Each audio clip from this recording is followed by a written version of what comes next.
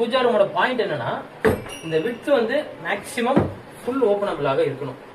அப்பதான் ஒரு 4 பேர் நிக்கிறீங்க ஒரு ஃபெஸ்டிவல் அப்ப விழுந்து நமஸ்காரம் பண்ணா அந்த ஸ்மால் டீல் கிடைக்காம போயிடும். ஹேண்ட் ஓவர் பண்றப்ப வந்து எங்கெங்க அவங்க ஹேங் பண்றாங்களோ அதான் கேட்டு வச்சு அங்க மட்டும் தான் அவங்க பண்ணியிருக்காங்க.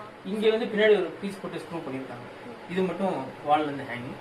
பாக்கி எல்லாமே வந்து பிளேஸ்ட் தான்.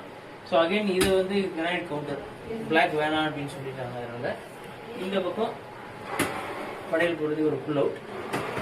இந்த பக்கம் அப்போ இந்த சாமி படமும் அது ஆணில தான் நிக்குதா இல்ல? ஆமா, பின்னாடி ஒரு பீஸ்லாம் முன்னாடியே போட்டாச்சு. அல்லது கேர்ஃபுல்லா ஸ்க்ரூ வந்து நம்ம ஸ்டோன் மேசன் வந்து இதெல்லாம் அவங்க ரிக்வயர்மெண்ட். இந்த மாதிரி டிராவர்ஸ், இது புக்ஸ் வைக்கிறதுக்கு. இந்த பக்கம் வெள்ளி பாத்திரம் அவங்க ரிக்வயர்மெண்ட். ஸோ இது என்ன அவங்க ரிக்வயர்மெண்ட்ல என்ன வைக்கணுமோ வைக்கணும். மாப் தண்ணி ஏறக்கூடாதுக்காக பிளாட்ஃபார்ம், ரீஸ் பிளாட்ஃபார்ம்.